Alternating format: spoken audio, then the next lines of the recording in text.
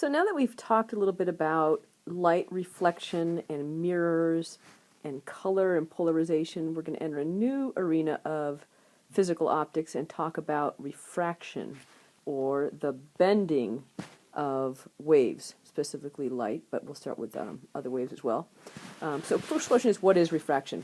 When a wave is traveling at an angle, when a wave is traveling at an angle, changes its speed across a boundary between two media, it's going to bend. So the key idea here is that a wave is going to change its speed, and it's going to change it when it crosses a boundary between two media.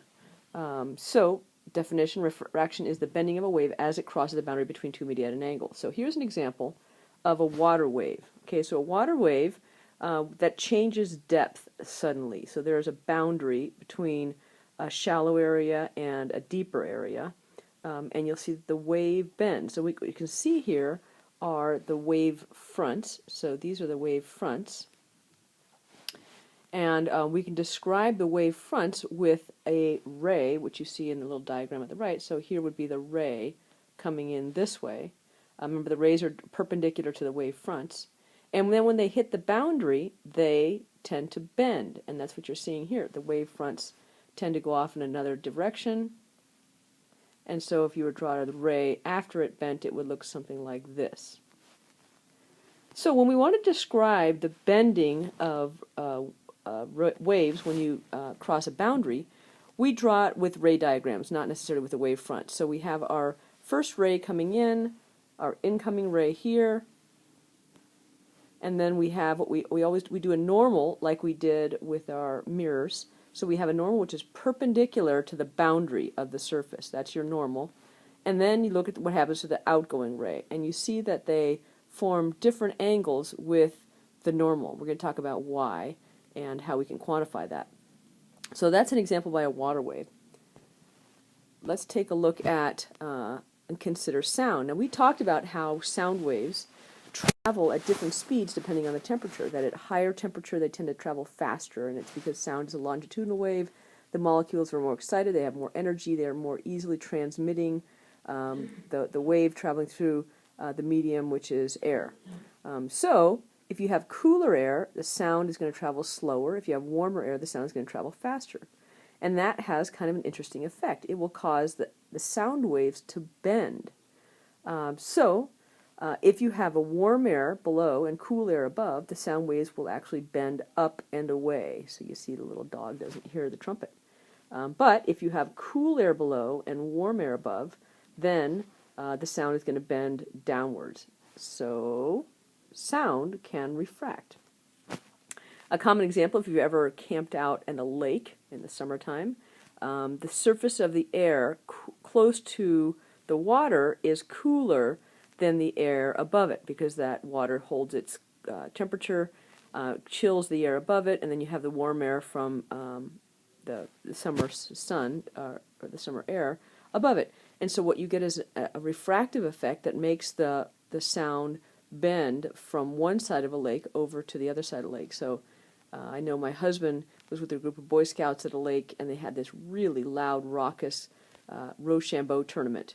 And it was double elimination tournament. It went on for about an hour and a half. The next morning, when they were hiking out, they found a couple sitting who had been camping across the lake, and they were not at all happy because that sound had carried so clearly from one side of the lake to the other, so they got in big trouble.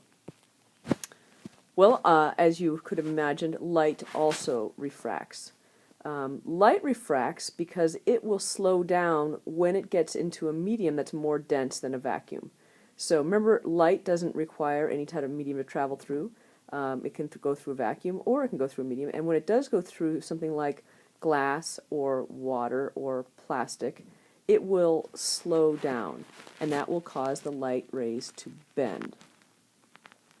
So light rays and wave fronts refract as they pass from air into water or into glass, and vice versa. A wavefront will slow down when they enter the water. So here's a diagram that shows light refraction. Okay, again, we have our ray, our incoming ray, and then we have the normal, once again. So the normal is perpendicular to the medium, the boundary. So you have your incoming ray here, and then you have your outgoing ray there. As light passes into water, its speed is going to decrease. You take a look, you can see that the wavelengths are getting smaller in between. That would look better in a different color. So we have shorter wavelengths through here than we had over here. So because light slows down, it bends. And take a look at the kind of the pattern here.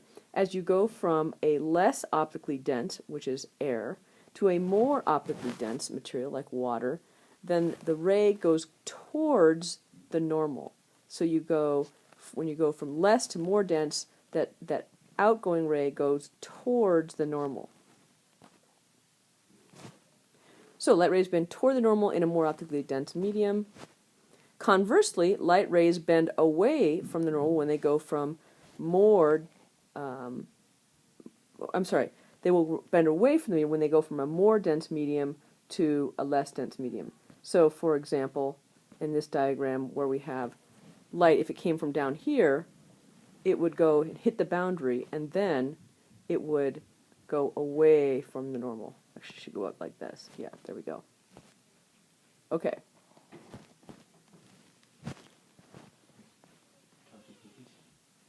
Okay, let's consider why light might be bending.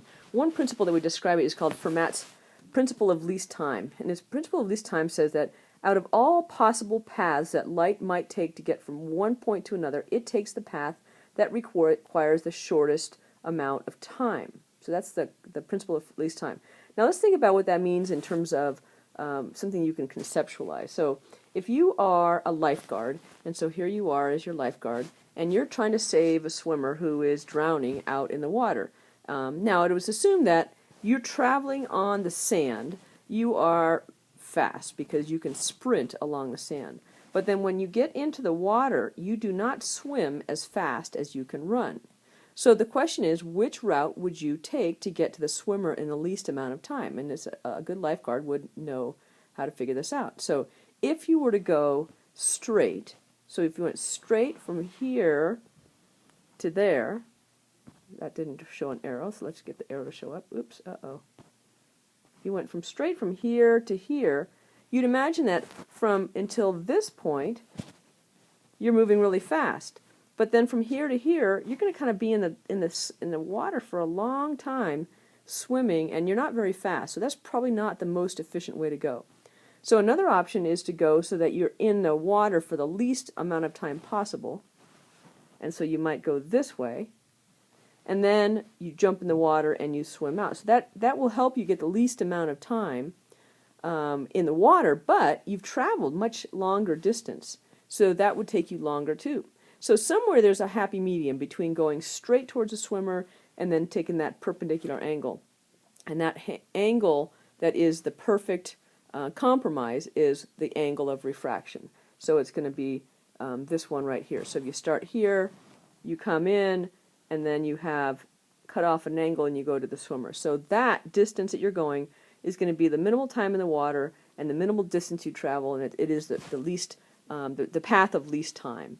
And so that's the path you would approach as a lifeguard. And similarly, light does the same thing. If it wants to go from one point to another across a medium where one is more dense or slower to travel, it's going to refract so that it takes the least amount of time to get from point A to point B. Okay, reversibility of refraction. Just like an incoming ray will come in towards the normal and then bend towards the normal, an outgoing ray is going to do the very same thing. If it started, like so you had a ray of light down here at the bottom, as it goes towards the normal, then it's going to refract away from the normal on its way out. So we say this is a reversible process. Laser beam bends towards the normal when it enters the water, away from it when it leaves. Oops, too far. Okay, we can quantify refraction numerically. So let's go with some definition of terms. First of all, theta 1 is what we're going to call the angle of incidence. Sometimes you'll see theta I and theta R, but I'm going to stick with 1 and 2. Okay, so theta 1 is the angle of incidence. So the angle of incidence is the light ray that's coming in, and here it is. Okay. Now, part of the light, when it hits a boundary, so let's say we have air up here. Oops, that's not what I want to do. let's say we have air up here and we have water down here. When you hit a boundary, part of the light is actually going to reflect. It's not going to refract. So it'll bounce right off the surface. And you know that because when you're looking at the sun reflecting off a glassy lake, you can see a reflection of the sun. So that light is coming from the sun off the water and into your eyes. So theta 1 is our angled incidence, okay? And then theta 1 prime, we call that the angle of reflection. Now this is just like mirrors. Theta 1 is equal to theta 1 prime. That's angle of incidence equals angle of reflection. So they have the same measure of angle. Then theta 2 is the angle of refraction. And notice we're always measuring the angle from the ray to the normal. Okay, so it's the angle between the normal and the ray. So you have theta 1 incidence, theta 2 refraction. Okay, and the normal is perpendicular to the boundary. Now, all three of those rays, incidence, reflection, refraction, are coplanar, meaning they're all in the same plane, geometrically speaking. Okay, now, how can you describe different materials and how they tend to slow down light? So, for example, a vacuum is the fastest, and in a vacuum, light is going to travel at the speed of light, or 3 times 10 to the 8th meters per second. But if you put it in a more optically dense medium, like water, it's going to slow down, or plastic, or glass.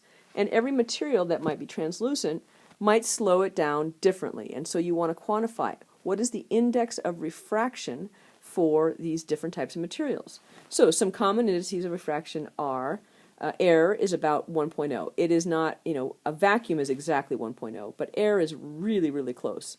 So for all intents and purposes, when we're doing calculations, we assume that the index of refraction of air is 1. Again, the index of refraction is defined, I guess it's not, again, I hadn't studied it. Index of refraction is defined as the speed of light in a vacuum divided by the speed of light in the medium. Okay, so ever how fast it goes in the medium, take the speed of light, divide by that, it's going to give you an index of refraction. N should always be greater than 1. Okay, it's always going to be larger than 1 because you can't go faster than the speed of light in a vacuum. It's always going to be slower, so you're going to get a smaller number in your denominator. Okay, so, I'm sorry, common indices, air is 1.0, water 1.33, glass about 1.5, sometimes 1.4, diamond is 2.42, much higher index of refraction, and we pay a lot of money to get a stone that has that kind of an index of refraction because of the really neat effects it has, which we will discuss later.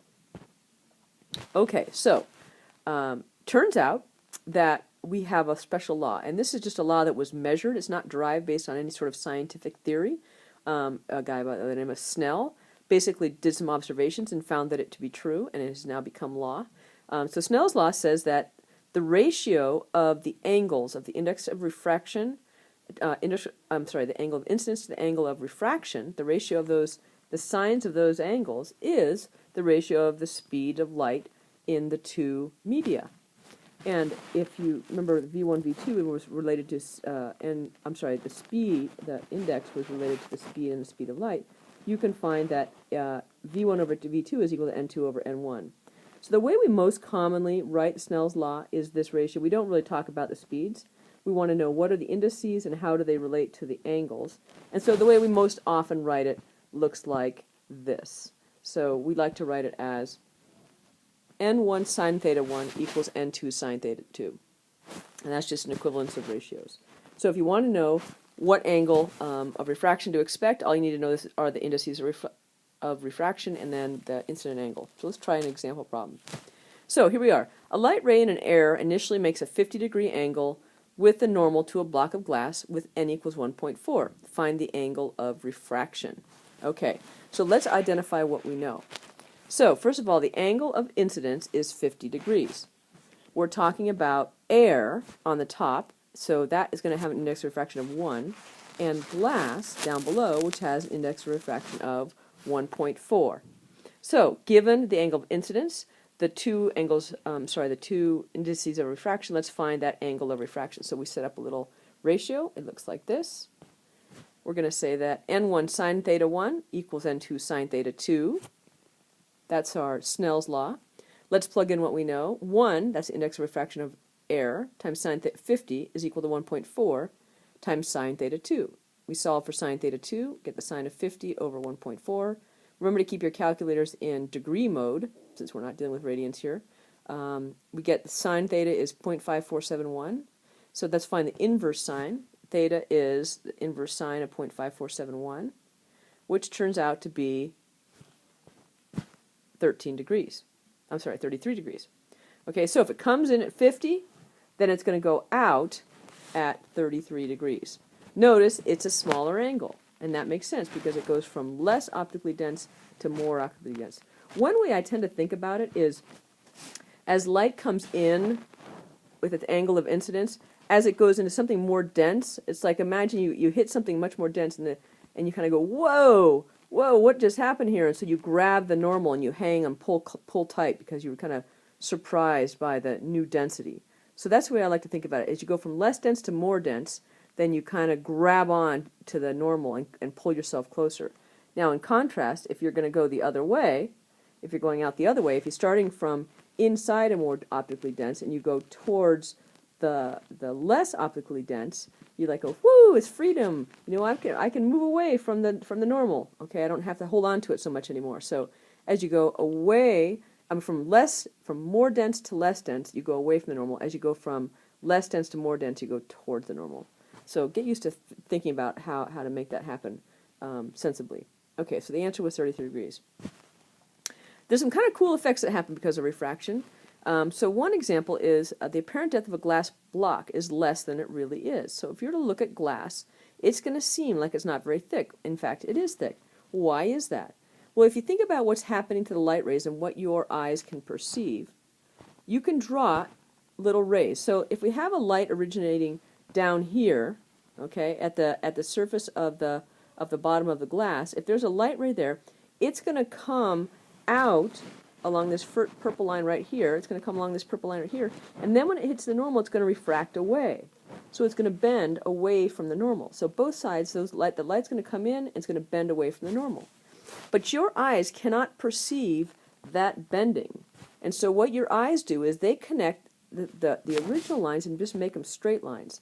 And so they think that the light is actually coming from this point right here and coming straight into your eye. That's what your eye perceives. Your eye doesn't see the bending of light. It just thinks that it came straight from there.